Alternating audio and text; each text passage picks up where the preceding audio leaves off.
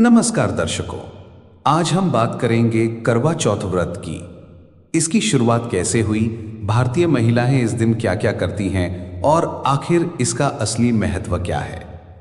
तो चलिए पॉडकास्ट शुरू करते हैं। नमस्कार। आज हम एक ऐसे त्योहार पर बात करने वाले हैं जो भारतीय घरों में बहुत गहरे तक बसा हुआ है, करवा चौथ। ये वो खास दिन है, हम सब जानते हैं, जब विवाहित महिलाएं अपने पति की लंबी उम्र और अच्छे स्वास्थ्य के लिए व्रत रखती हैं। बिल्कुल।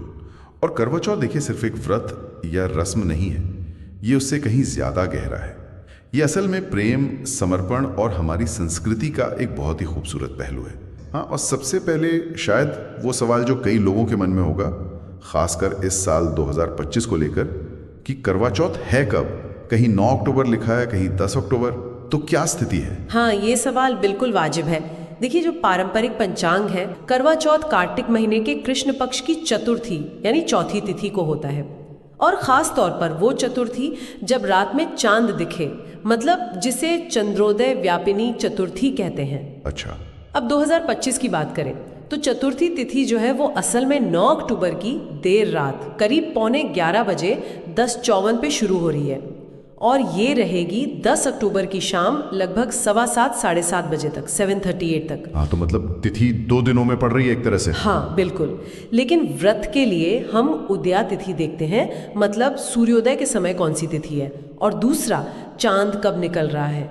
तो दोनों ही हिसाब से व्रत 10 अक्टूबर 2025 को यानी शुक्रवार को ही रखा जाएगा। ठीक है, तो तारीख को लेकर कोई कंफ्यूजन नहीं रखनी है, ये 10 अक्टूबर ही है। और पूजा का शुभ मुहूर्त भी सुबह 5:15 से शाम 6:15 के आसपास का बता रहे हैं। चलिए, ये तो एकदम साफ हो गया।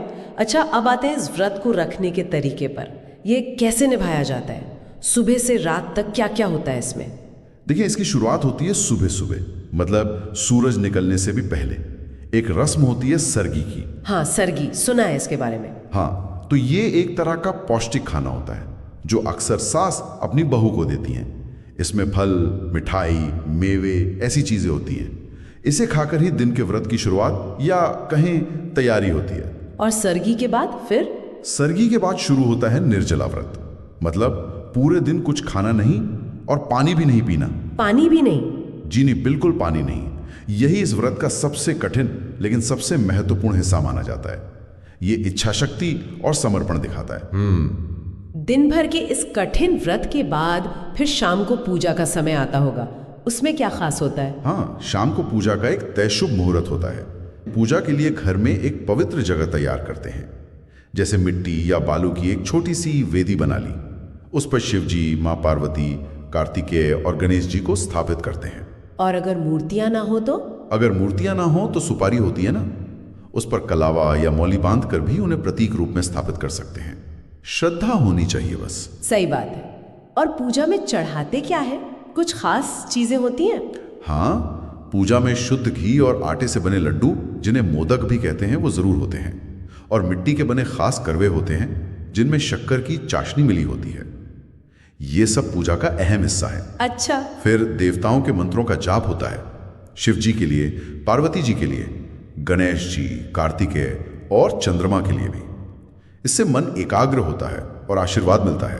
और पूजा के बाद फिर वो सबसे मशहूर रस्म आती है, चांद देखने वाली, वो छन्नी वाली बात। हाँ, वो तो जैसे करवा चौथ की पहचान ही बन गई है।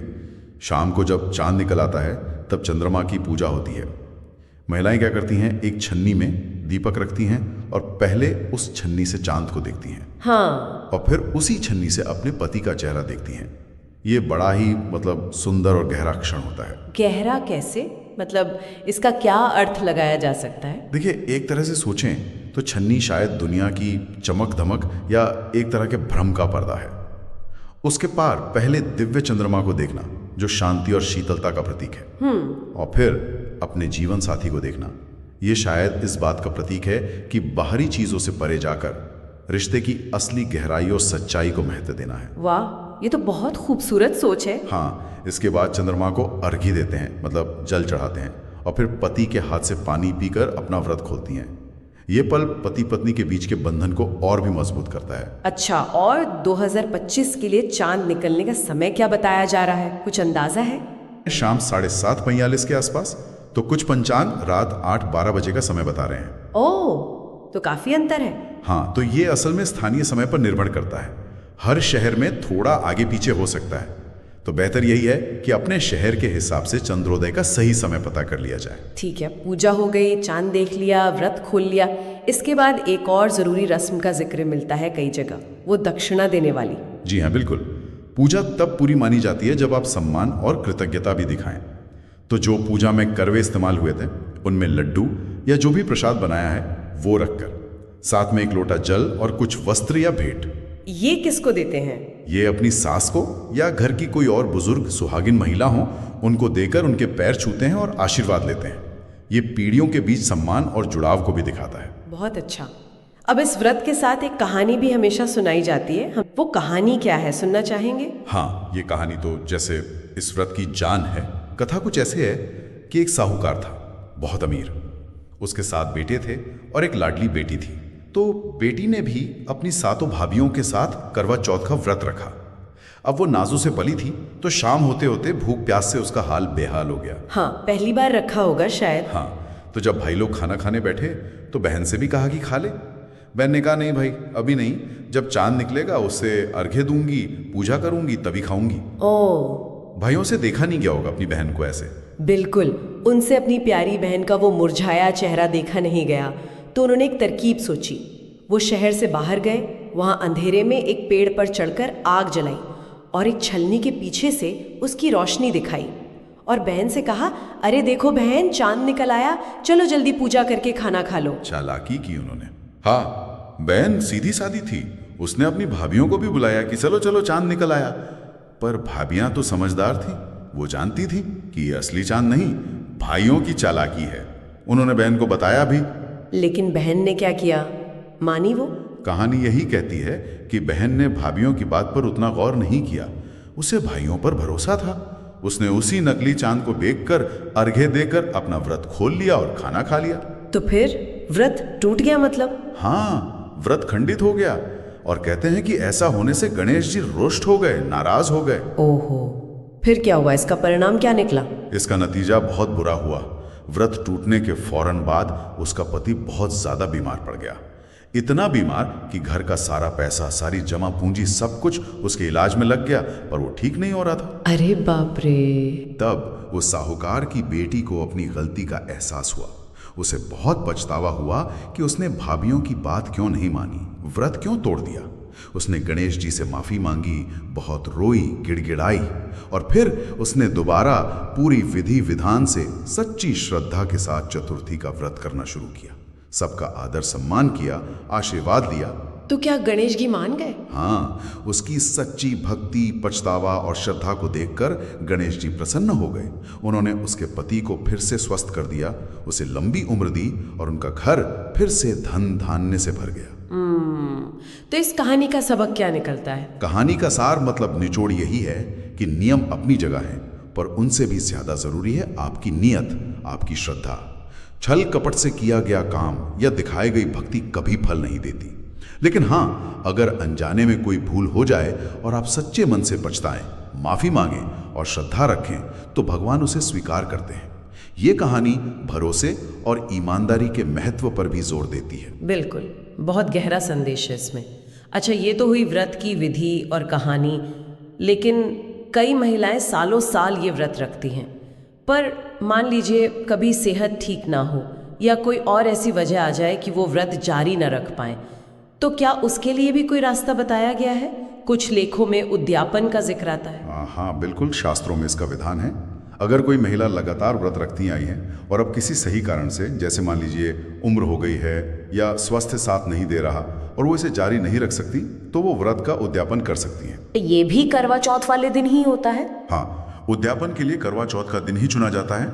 इसमें आमतौर पर 13 या कुछ जगह 15 सुहागिन महिलाओं को घर पर भोजन के लिए आमंत्रित किया जाता है और खासतौर पर कोशिश की जाती है कि उन महिलाओं को बुलाएं जिन्होंने उस दिन संयोग से व्रत ना रखा हो। अच्छा, और खाने में?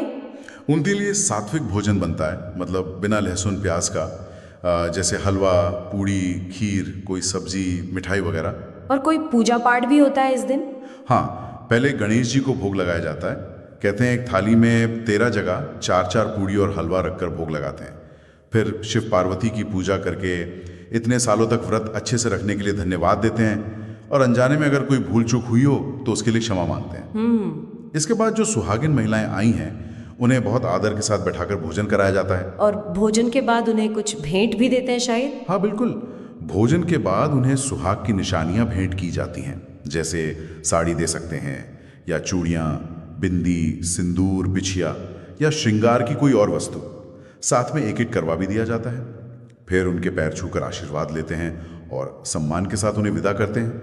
इस तरह से व्रत का उद्यापन पूरा माना जाता है। ये भी देखिए, रिश्तों के सम्मान और सामाजिक जुड़ाव का कितना अच्छा तरीका है। हाँ, ये तो बहुत ही व्यवस्थित प्रक्रिया है। अच्छा, अब एक और ज़रूरी बात, जो महिलाएं पहली बार ये व्रत रख रही हैं उनके लिए कोई ख़ास सलाह, कुछ ऐसी बातें जिनका उन्हें ध्यान रखना चाहिए ताकि कोई गलती ना हो जाए। हाँ बिल्कुल, जो पहली बार व्रत रख रही हैं उनके लिए कुछ बातें ध्यान में रखना अच्छा रहता है। सबसे पहले तो सरगी ज़रूर खाएं। सूर्योदय से पहले जो ये भोजन मिलता है इसे छोड़ना नहीं चाहिए। ये दिन भर ऊर्जा देता है और व्रत का एक अहम हिस्सा है। ठीक है। दूसरा, निर्जला रहने का जो संकल्प है उसे मजबूती से निभाएं। दिन में गलती से भी पानी ना पिएं। अगर प्यास बहुत ज्यादा लगे तो अपना ध्यान कहीं और लगाएं या ठंडे पानी से हाथ मुंह धो लें, पर पीना नहीं है। ये मुश्किल होता होगा। तीसरा, रंगों का ध्यान रखें। कहते हैं इस दिन काले या सफेद कपड़े नहीं पहनने चाहिए। शुभ रंग पहने, जैसे लाल, गुलाबी, पीला, नारंगी। ये खुशी और सौभाग्य के रंग माने जाते हैं। अच्छा। चौथा, नुकीली चीजों से थोड़ा बचें। ऐसा मानते हैं कि व्रत के दिन कैंची, सुई, चाकू जैसी धारदार चीजों का इस्तेमाल नहीं करना चाहिए। ये शायद सावधानी बरतने और मन को शांत रखने का एक तरीका हो सकता है। ठीक है। और सबसे जरूरी, पांचवा, मन को शांत रखें। किसी की बुराई करने से या किसी से लड़ाई झगड़ा करने से बचें। पूरा दिन सकारात्मक सोच रखें, प्रेम भाव बनाए रखें। आखिर ये व्रत पति पत्नी के रिश्ते की मिठास और मजबूती के लिए ही तो है। ये सलाह तो वाकई बहुत काम की है, खासकर उनके लिए जो नया नया शुरू कर रही हैं। वैसे ये व्रत उत्तर भारत के कई राज्यों में, जैसे उत्तर प्रदेश, बिहार, पंजाब, हरियाणा, दिल्ली, राजस्थान, मध्य प्रदेश, यहाँ तो बहुत ही धूमधाम से मनाया जाता है। इसका सांस्कृतिक महत्व कितना गहरा है? बहुत ज्यादा गहरा है। भारत तो त्योहारों का देश है। यहाँ हर दिन जैसे किसी न किसी परंपरा, किसी उत्सव से जुड़ा है। ये त्योहार ही हैं जो हमारे जीवन में रस घोलते हैं, रंग भरते हैं। और करवा चौथ जैसे पर्व तो सिर्फ एक दिन का उत्सव नहीं है। ये हमारी संस्कृति, हमारी आस्था, हमारी जड़ों को सींचते हैं। सही बात है। यह हमें जोड़ते हैं अपने परिवार से, अपने समाज से और अपनी परंपराओं से। इन त्योहारों में बच्चे, बूढ़े, औरतें, मर्द सब शामिल होते हैं और यही इनकी सबसे बड़ी खूबसूरती है। ये एक तरह से देखें तो राष्ट्रीय एकता का भी अनुभव कराते हैं। तो आज की इस बातचीत में हमने करवा चौथ के व्रत को कई अलग अलग पहलुओं से समझने की कोशिश की। इसकी विधि जानी, जो सिर्फ रस्म नहीं बल्कि श्रद्धा का एक रूप है। इसकी कहानी सुनी, जो विश्वास और क्षमा का एक गहरा संदेश देती है। अगर ज़रूरत पड़े तो उद्यापन कैसे करें ये भी समझा, और पहली बार व्रत करने वालों के लिए ज़रूरी सावधानियां भी जानी। ये वाकई सिर्फ एक परंपरा से कहीं ज़्यादा है। ये विश्वास, प्रेम और पारिवारिक जुड़ाव का उत्सव है। एक सवाल शायद सोचने के लिए छोड़ा जा सकता है। करवा चौथ की कहानी हमें ये सिखाती है कि अगर अनजाने में कोई भूल हो जाए या व्रत खंडित भी हो जाए, तब भी सच्ची श्रद्धा और पश्चाताप से भगवान प्रसन्न होते हैं, कृपा करते हैं। हाँ, तो इसे ध्यान में रखते हुए आज के समय में जब जिंदगी की भाग दौड़ है, हालात कभी कभी मुश्किल हो सकते हैं, तब व्रत के जो कठोर नियम हैं उनके पालन और उसके पीछे जो असल भाव छिपा है, प्रेम का, समर्पण का, श्रद्धा का, इनके बीच संतुलन कैसे बनाया जा सकता है, इस पर विचार करना शायद आज के समय में और भी जरूरी और प्रासंगिक हो गया। अगर आपको आज का पॉडकास्ट पसंद आया हो तो वीडियो को लाइक करें, चैनल भाग्य ज्योतिष केंद्र को सब्सक्राइब करें और घंटी का निशान जरूर दबाएं ताकि अगला पॉडकास्ट सबसे पहले आप तक पहुंचे। अपने विचार नीचे कमेंट में साझा करें और जुड़े रहें हमारे साथ। फिर मिलेंगे अगले एपिसोड में। धन्यवाद।